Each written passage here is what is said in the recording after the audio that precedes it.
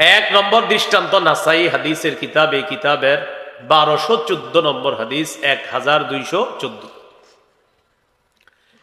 এই হাদিসের মধ্যে আসছে মুতাররিফ, বলেন মুতাররিফ রহমতুল্লাহ তার বাবা থেকে হাদিস বর্ণনা করছে।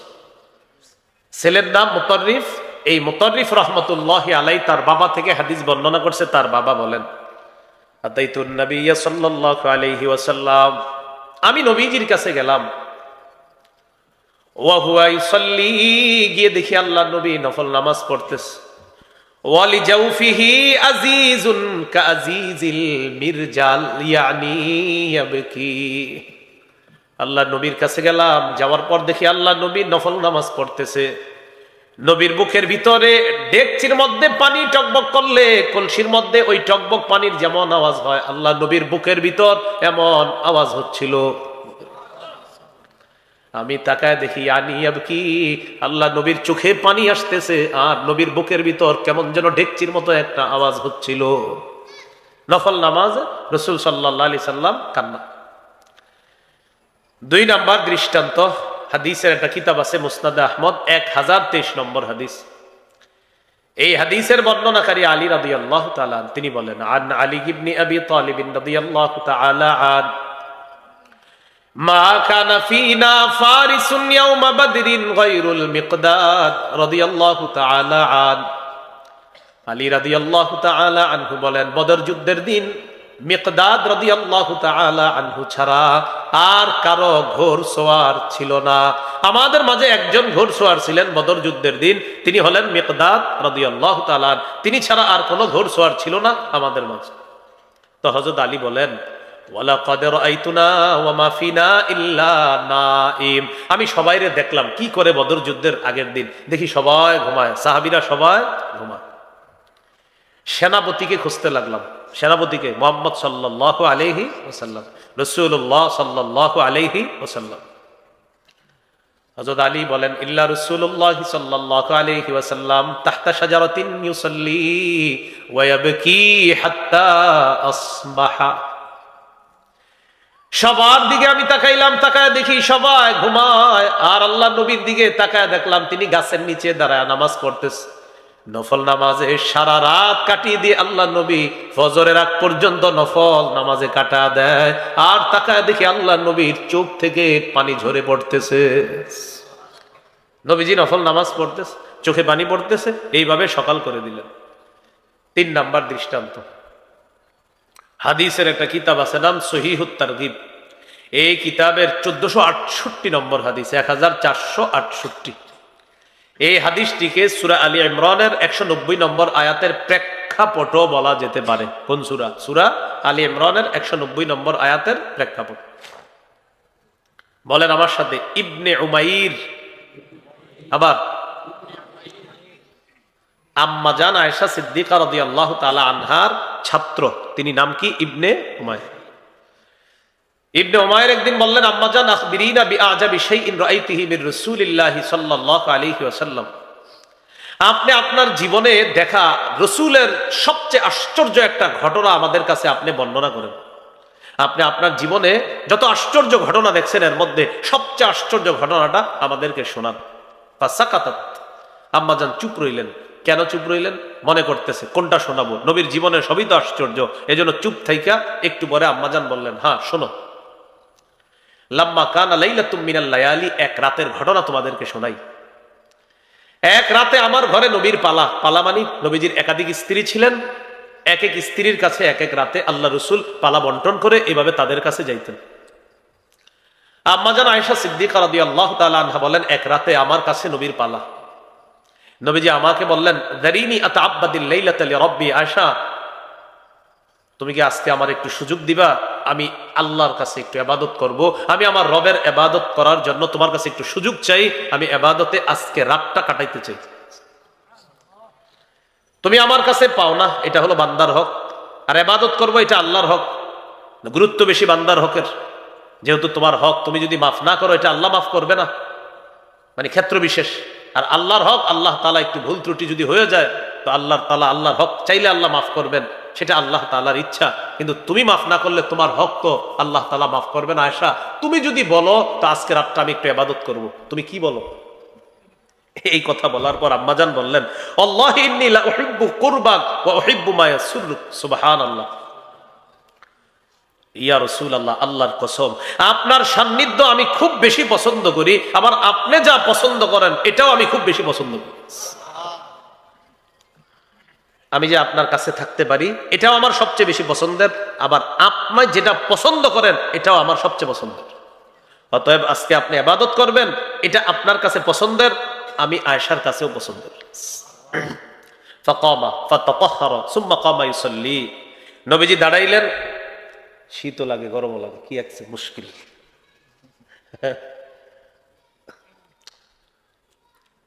যাই হোক, এটা আপনারা টেনশন নেওয়ার কিছু নেই। রাসূলুল্লাহ সাল্লাল্লাহু আলাইহি সাল্লাম দাঁড়াইলেন, ওযু করলেন, নামাজে দাঁড়াইলেন। নামাজে দাঁড়ানোর পর বাকা, নামাজের মধ্যে কান্না শুরু করছে। ফালাম ইয়াজাল ইয়াবকি, কাঁদতেছে আর কাঁদতেছে। আম্মাজান বলেন, হাত্তা বাল্লা হিজরা, কাঁদতে কাঁদতে গাল ভিজে ফেলছে। আম্মাজান বলেন, ওয়া কানা জালিসান ফাবাকা ফালাম ইয়াজাল ইয়াবকি হাত্তা বাল্লা লিহিয়াতা।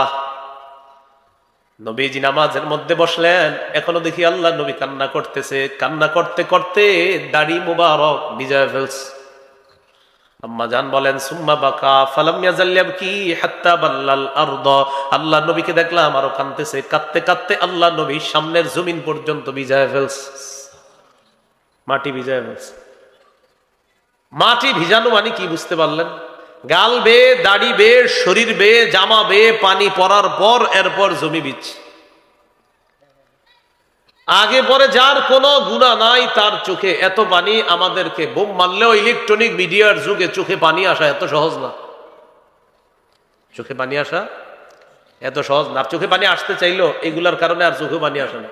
মাঝে মাঝে সব মুনাজাত ধরি, চোখে পানি আসতে চায়, যে মনে হয় যে না সামনে তো অনেক কিছু আছে, তখন আর চোখে পানি আসে না। সত্যি বলছি আমি, অনেক সময় মুনাজাত ধরি, হাত তুলি, তো অনেক সময় আপনার চোখ বেয়ে পানি আসতে চায়, এগুলার কারণে আর চোখে পানি আসে না। সত্যি বলছি আমি। ওই টেনশনে বুঝা যায় যে এখন পানি আসলে কি হবে না হবে, কে দেখবে, এই টেনশনে আবার পানি কয় না আমি যাবো না, আমি চলে যাই। এক মুশকিল। তো রাসূলুল্লাহ সাল্লাল্লাহু আলাইহি সাল্লাম কান্না করলেন, কাঁদতে কাঁদতে গাল ভিজলো, দাড়ি ভিজলো, সামনের মাটি ভিজছে। আমি বুঝাইতে চাইলাম কি পরিমাণ চোখের পানি, যার আগে পরে কোনো গুনাহ নাই। আল্লাহ তাআলা কোরআনে বলে, কিছু মানুষ এমন তাদের কলব পাথরের চেয়ে শক্ত, পাথর ফেটে পানি বের হয়, তো কিছু মানুষের কলব এত শক্ত চোখ দিয়ে পানি আসে না।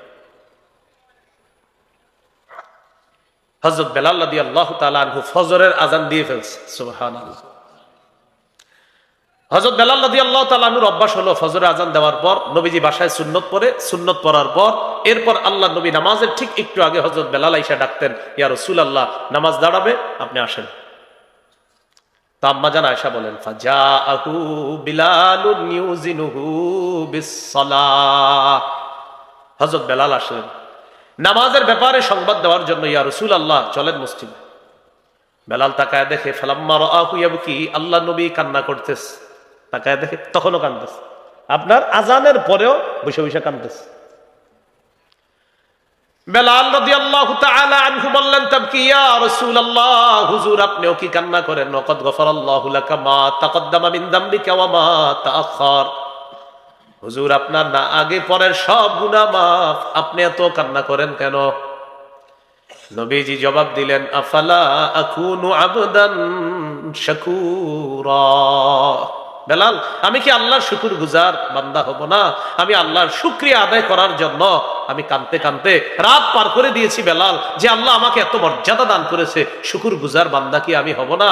এরপর নবী বললেন, বেলাল শোনো, লাকাদ নাযালাত আয়াতুন, একটা আয়াত আজকে নাজিল হয়েছে, ওয়াইলুন লিমান ক্বারাআহা ওয়া লাম ইয়াতাফাক্কার ফিহা। এই আয়াতটা যে পড়লো আর চিন্তা করলো না, সে ধ্বংস।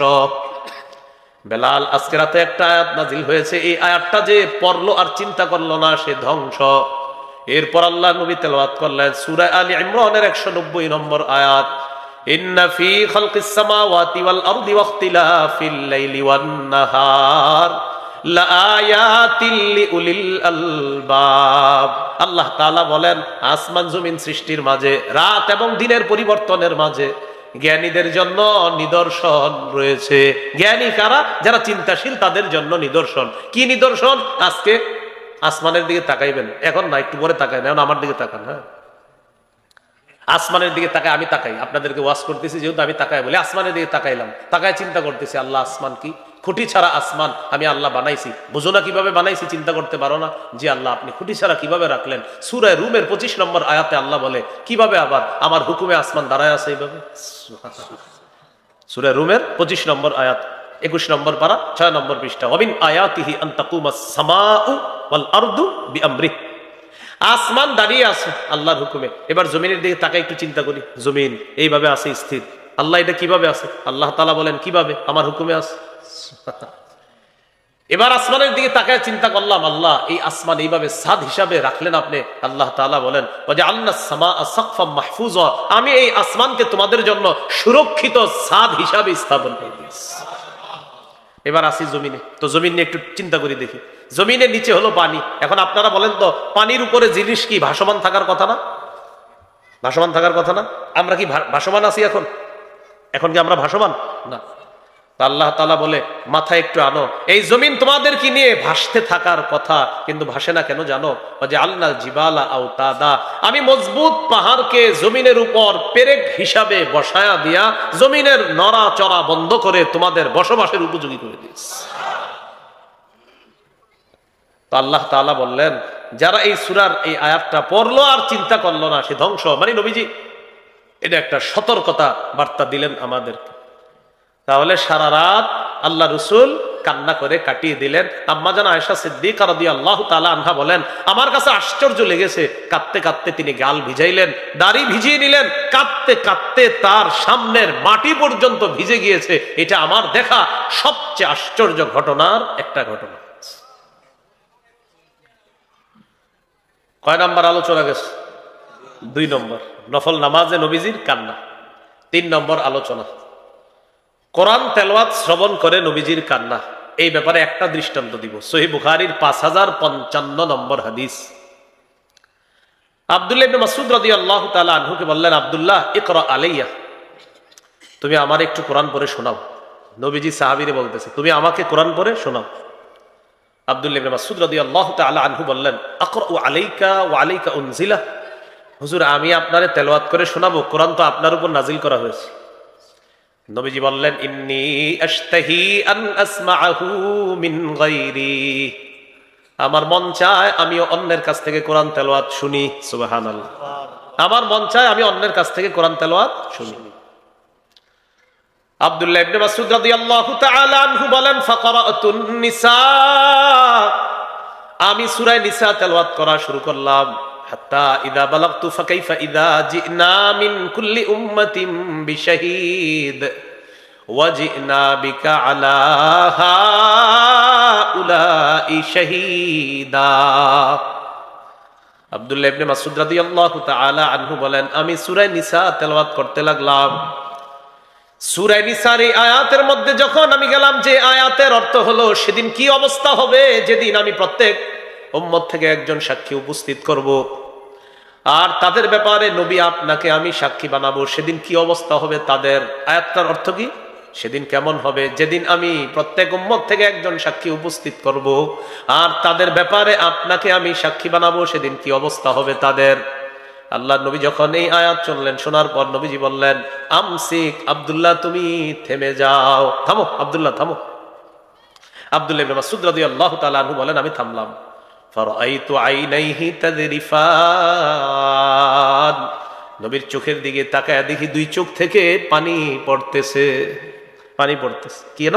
ওই যে উম্মতের জন্য সাক্ষী আল্লাহ উপস্থিত করবে, এই সাক্ষী পক্ষে হতে পারে বিপক্ষে হতে পারে, কি অবস্থা হবে সেদিন এটা মনে পড়ে আল্লাহ রাসূল সাল্লাল্লাহু আলাইহি সাল্লাম কান্না করা শুরু করে দিলেন। এই হলো কোরআন তেলাওয়াত শ্রবণ করে নবীজির কান্না। 4 নাম্বার আলোচনা, উম্মতের জন্য নবীজির কান্না। সহিহ মুসলিমের বর্ণনা 387 নম্বর হাদিস। এই হাদিসের মধ্যে আছে রাসূলুল্লাহ সাল্লাল্লাহু আলাইহি সাল্লাম পবিত্র কোরআনের দুটি আয়াত তেলাওয়াত করলেন, একটা ইব্রাহিম নবীর শানে আর একটা ঈসা নবীর শানে। ইব্রাহিম নবীর শানে আয়াতটা হলো 13 নম্বর পারা 19 নম্বর পৃষ্ঠার একদম শুরু লাইন সূরা ইব্রাহিম। ঈসা নবীর শানে আয়াতটা হলো 7 নম্বর পারা 6 নম্বর পৃষ্ঠা।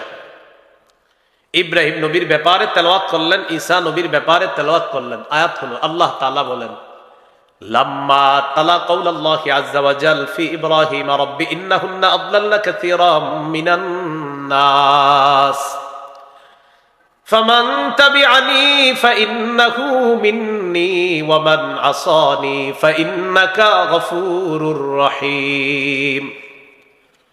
ইব্রাহিম নবীর ব্যাপারে আমাদের নবী তেলাওয়াত করলেন। আল্লাহ তাআলা ইব্রাহিম নবী আল্লাহ তাআলাকে বলতেছেন, রব্বি, হে আমার রব, ইন্নাহুন্না আদলালনা কাসীরাম মিনান নাস, আল্লাহ এই মূর্তিগুলা অনেক মানুষকে পথভ্রষ্ট করছে মাওলা। ফামান তাবিআনি ফাইন্নাহু মিন্নী, যে আমার অনুসরণ করবে সে আমার অন্তর্ভুক্ত। ওয়া মান আসানি ফাইন্নাকা গফুরুর রহিম, আর যে আমার নাফরমানি করবে আল্লাহ আপনি ক্ষমাশীল, আপনি দয়ালু।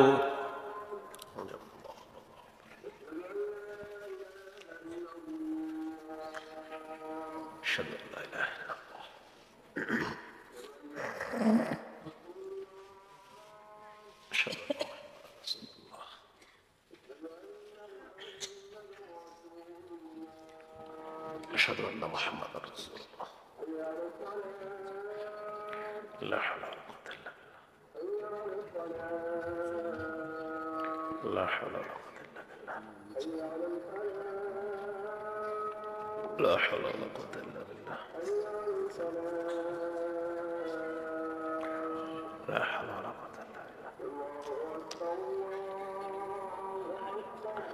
الله أكبر الله أكبر.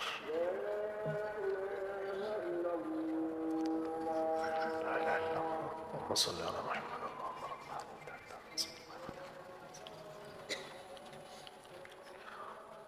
যে কোনো একটা আজানের জবাব দিলেই হয়ে যাবে এলাকার, হ্যাঁ, এলাকার যে কোনো একটা আজানের জবাব দিলেই বাস হয়ে যাবে। ফতোয়া আলমগীরিতে একটা মাসালা আছে এমন, আমরা একটা দিয়ে দিয়েছি, বাস হয়ে গেছে।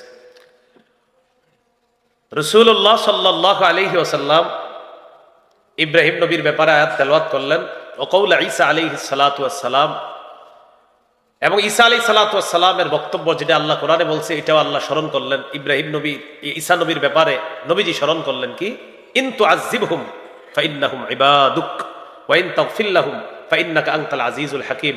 আল্লাহ যদি আপনি আপনার বান্দাদেরকে শাস্তি দেন তারা তো আপনারই বান্দা, আর তাদেরকে যদি আপনি ক্ষমা করে দেন আপনি মহাপরাক্রমশালী মহাপ্রজ্ঞাময়। একটু বুঝেন, ইব্রাহিম নবী উম্মতের জন্য মায়া, ঈসা নবীর উম্মতের জন্য মায়া। ফারাফা ইয়াদাইহি, নবী হাত উঠাইছে, হাত উঠানোর পর বলতে লাগলেন আল্লাহুম্মা উম্মতি উম্মতি, ফাবাকা, কাঁদতে কাঁদতে বলতে লাগলেন আল্লাহ ইব্রাহিম নবী উম্মতের জন্য এত মায়া, ঈসা নবীর উম্মতের জন্য এত মায়া, আল্লাহ আমার উম্মতের কি হবে? এটা বলতে বলতে কান্না শুরু করেন। ওই মুহূর্তে আল্লাহ জিবরিল আমিনকে পাঠাইছে, জিবরিল আমার নবীর কাছে যাও, আমি জানি নবী এই জন্য কেন কাঁদতেছে এটা আমি জানি, তারপরে তোমার সাক্ষী বানাবো, তুমি যাও তো গিয়ে বলো কেন কান্না করে। জিবরিল আমিন আসছে, আসার পর বললেন মা ইউবকিকা, আপনি কান্না করেন কেন? ফাখবারাহু বিমা ক্বাল, নবীজি বললেন জিবরিল ইব্রাহিম নবী উম্মতের জন্য এত মায়া, ঈসা নবী উম্মতের জন্য এত মায়া, আমার উম্মতের জন্য আমার খুব টেনশন হইতেছে, এই জন্য আমি কান্না করা শুরু করছি। জিবরিল আমিন আল্লাহকে গিয়ে বিষয়টা বললেন, আল্লাহ তাআলা বললেন আমার হাবিবকে গিয়ে জানায়া দাও, ইন্না সানুরদিকা ফি উম্মাতিকা ওয়ালা নাসুউকা, হাবিব আমি আল্লাহ আপনাকে আপনার উম্মতের ব্যাপারে খুশি করে দিব, খুশি করে দিব। কি করে দিব? খুশি করে দিব। আল্লাহ যদি কাউকে খুশি করে, খুশির মিটারটা মাত্রাটা কেমন হবে? ওয়ালা নাসুউকা, আপনার উম্মতের ব্যাপারে আপনাকে অসন্তুষ্ট করব না। এই হলো উম্মতের জন্য নবীজির মায়া। সহিহ মুসলিমের 386 নম্বর হাদিসে আসছে, মাদ্রাসার পাঠ্যপুস্তক অনুসারে, মানে যে হাদিসটি আপনাদেরকে শোনাইলাম এর আগের হাদিসে আসছে, নবীজি বলেন লিকুল্লি নবিয়্যিন দাওয়াতুন, সব নবীর একটা স্পেশাল দোয়া, ক্বাদ দাআ বিহা ফি উম্মতিহি, এই দোয়াটা নবীরা তার উম্মতের জন্য করে ফেলছে। খাবাতু দাওয়াতি শাফাআতান লিউম্মতি ইয়াউমাল কিয়ামা, আমি আমার দাওয়াত, আমার দোয়াটা, স্পেশাল দোয়াটা গোপন করে রেখে দিয়েছি, কিয়ামতের মাঠে তোমাদের জন্য দোয়াটা করব। এই হলো উম্মতের জন্য নবীজির কান্না। সর্বশেষ আলোচনা আজকের, কবরের সামনে গিয়ে কান্না, মানে 5 নম্বর আলোচনা। নাসাইর বর্ণনা 2034 নম্বর হাদিস। এই হাদিসের মধ্যে আসছে রাসূলুল্লাহ সাল্লাল্লাহু আলাইহি সাল্লাম তার মায়ের কবর জিয়ারত করতে গেলেন। যারা রাসূলুল্লাহ সাল্লাল্লাহু আলাইহি ওয়াসাল্লাম কবর উম্মিহি ফাবাকা ওয়া আবকা মান হাওলা। নবীজি তার মায়ের কবর জিয়ারত করতে গেলেন, তিনি কান্না শুরু করলেন, তার সামনে যারা আছে আশেপাশে সবাইকে কান্না করাইলেন, তারাও কান্না করা শুরু করে দেয়। নবীজি বললেন, ইস্তাযানতু রাব্বি আন আস্তাগফিরা লাহা, আমি আল্লাহর কাছে অনুমতি চেয়েছিলাম আমার আম্মার জন্য ক্ষমা প্রার্থনা করার জন্য। ফালাম ইউযানলি, আমাকে অনুমতি দেওয়া হয় নাই। ওয়াস্তাযানতু রাব্বি আন আযুরা কবরাহা, আমি আমার মায়ের কবর জিয়ারতের অনুমতি চাইলাম। ফাআদিনা লি, আল্লাহ তাআলা আমাকে মায়ের কবর জিয়ারতের অনুমতি দিয়েছেন। শোনো, তোমরা জুরুল কুবুর, তোমরা কবর জিয়ারত করবা। ফাইন্নাহা তুযাক্কিরুকুমুল মাউতা, কবর জিয়ারত তোমাদেরকে মৃত্যুর কথা স্মরণ করিয়ে দিবে। তোমরা কবর জিয়ারত করবা, কবর জিয়ারত তোমাদেরকে মৃত্যুর কথা স্মরণ করিয়ে দিবে। এজন্য আশেপাশে অনেক কবর থাকে, ছোট ছোট কবর, গোরস্থান থাকে, এগুলার সামনে দিয়ে যাবেন, হাঁটবেন, কবর জিয়ারত করবেন, এতে মৃত্যুর কথা স্মরণ হবে। নবী কবরের সামনে কাঁদলেন। ইবনে মাজাহ হাদিসের কিতাব 4195 নম্বর হাদিস। বারা ইবনে আযিব রাদিয়াল্লাহু তাআলা আনহুর বর্ণনা, তিনি বলেন, আমরা রাসূলুল্লাহ সাল্লাল্লাহু আলাইহি সাল্লামের সাথে আনসারী সাহাবীর জানাজায় গেলাম। ফাজালাসা আলা শাফিরিল কবর, নবীজি কবরের পারে বসলেন, কবরের পাশে বসলেন। বসার পর ফাবাকা, কান্না করা শুরু করলেন। হাত্তা বাল্লাত সারা, কানতে কানতে আল্লাহ নবী কবরের মাটি পর্যন্ত ভিজায় ফেলছে, মাটি পর্যন্ত ভিজায়। হাদিসের শেষে সাহাবীদের দিকে তাকায় নবী বললেন, ইয়া ইখওয়ানি লিমিসলি হাযা ফাইদু, হে ভাই সব, সাহাবীদেরকে বললেন, হে ভাই সব, এই অবস্থার জন্য তোমরাও প্রস্তুত হয়ে যাও। ও ভাই সব, তোমরা এই অবস্থার জন্য প্রস্তুত হও। এই অবস্থায় তোমাদেরকে মোকাবেলা করতে হবে, এই অবস্থার জন্য তোমরা প্রস্তুত হও, তোমাদেরকে এইভাবে একদিন কবরে যেতে হবে। আরেকটা হাদিস, আস-সিলসিলাতুস সহিহা হাদিসের কিতাব 4 নম্বর খণ্ড 345 নম্বর পৃষ্ঠা। এখানেও বারা ইবনে আযিবের বর্ণনা, সাল্লামের সাথে আমরা ছিলাম। ইদ বাসুরা বিজামাআ, নবীজি দেখলেন একদল মানুষ এক জায়গায় জমায়েত হয়ে আছে। জিজ্ঞাসা করলেন, আলামা ইজতামা আলাইহি হাউলা, আচ্ছা এরা এখানে কেন, কি করে তারা? কিলা আলা কবরিন ইয়াহফিরুনা, বলা হলো হুজুর একটা কবর খনন করা হচ্ছে। এবার আমার দিকে তাকান, নবীজি কি করছে? কবর খনন করার কথা শুই না। ফাফাজিআ, নবী ঘাবড়ে গেলেন, মানুষগুলার এইভাবে সরাইলেন। এই দেখি দেখি দেখি কি হয়েছে, সরত একটু সরত তোমরা, আমরা এরকম যাই না সামনে। নবীজি এইভাবে সবাই দুই দিকে করতে করতে কবরের সামনে চলে গেল। জাসা আলা রুকবাতাইহি, কবরের সামনে গিয়ে বসে গেছেন, হাঁটু গেড়ে বসে গেছে। বসার পর কান্না শুরু করছে। সাহাবী বারা ইবনে আযিব বলেন, নবীজির কান্নাটা পিছন থেকে দেখতে পারতেছিলাম না। ফাস্তাকবালতুহু মিন বাইনি ইয়াদাইহি, আমি সামনে দিয়ে গেলাম দেখার জন্য নবী কি করে। গিয়ে দেখি কাঁদতে কাঁদতে হাত্তা বাল্লাত সারা মিন দুমুইহি, চোখের পানিতে কবরের যে মাটিগুলা খনন করে পাশে রাখা হচ্ছে, এই মাটিগুলা তার চোখের পানিতে ভিজিয়ে ফেলতেছে। এই হলো কবরের সামনে কান্না করা। 5 ধরনের কান্নার কথা জানলাম। দয়ার কান্না 2 নাম্বার, নবীজি সাল্লাল্লাহু আলাইহি সাল্লামের নফল সালাতে কান্না 3 নাম্বার, কোরআন তেলাওয়াত শ্রবণ করে কান্না 4 নাম্বার, উম্মতের জন্য কান্না 5 নাম্বার, কবরের সামনে গিয়ে মৃত্যুর কথা স্মরণ করে কান্না। এই 5 ধরনের কান্নার মধ্যে কিছু কথা। 1 নাম্বার, কারো মৃত্যুতে, কারো অসুস্থতায়, কেউকে আমরা হারিয়ে তার বিয়োগ ব্যথায় আমাদের চোখে পানি আসা, এটা ঠিক আছে। আমাদের অন্তর ব্যতীত হওয়া, এটা ঠিক আছে। আমাদের মুখ দিয়ে উল্টাপাল্টা কথা বলা, এটা অন্যায়। এই জাতীয় অন্যায় আমরা করব না, বিলাপ করে কান্নাকাটি করব না। হযরত ওমর মারতেন অথবা পাথর দিয়ে তাকে আঘাত করতেন অথবা তার মুখে বালু ঢুকাইয়া দিতেন। আল্লাহ তাআলা আমাদের সকলকে কান্নার যে বিষয়গুলা শরিয়া মোতাবেক যেন এটা গ্রহণ করে বিলাপ করা থেকে বাঁচতে পারি, আল্লাহ তাআলা তৌফিক দান করেন। আমিন ওয়া আখিরু দাওয়ানা আনিল হামদুলিল্লাহি রাব্বিল আলামিন।